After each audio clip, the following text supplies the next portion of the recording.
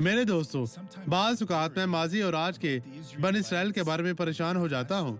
उन्होंने यीशु को रद्द किया। आज के बनी इसराइल बेदार नहीं हुए और वो खो रहे हैं। देखिए, यशायाह मुक़द्दस बाइबल के सबसे ज्यादा रोशन नबी ने क्या कहा, लेकिन खुदावंद आप तुमको एक निशान बख्शेगा। देखो, एक कवारी हामला होगी और बेटा पैदा होगा और वो उसका नाम अमानुएल रखेगी।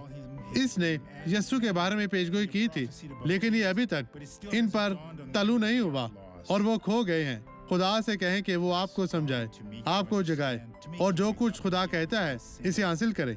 लेकिन ऐसी इलाही मदद हासिल करने के लिए आपको क्या करना होगा? ईमान रखें। अगर आप ईमान रखते हैं तो आप खुदा का जलाल देखेंगे। अब इस गवाही को देखें और मैं वापस आऊंगा।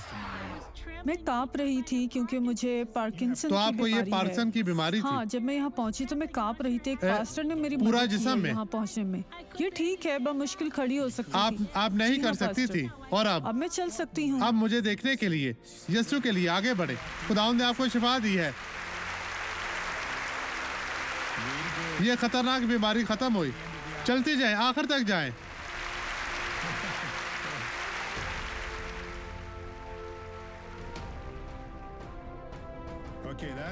अब आप बेहतर हैं बहन, वापस आएं।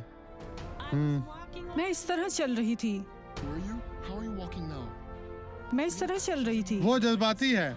जी हाँ। इस तरह मैं इसे देख सकता हूँ। ठीक है, अब हमें भागकर दिखाएं।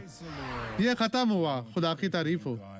अब मैं आपके लिए दुआ करना चाहता हूँ। बाप, मैं अपने ईमान को इन लोगों के ईमान के साथ जोड़ता हूँ और मैं इनकी तमाम जिंदगी में मौजूद हर तरह के दुश्मन के कामों को मफलूज करता हूँ। अब बीमारी, तकलीफ, दर्द, मुसीबत चली जा यीशु के नाम में। और आप कहें आमीन। खुदा की तारीफ हो। आपका दिन अच्छा रहे।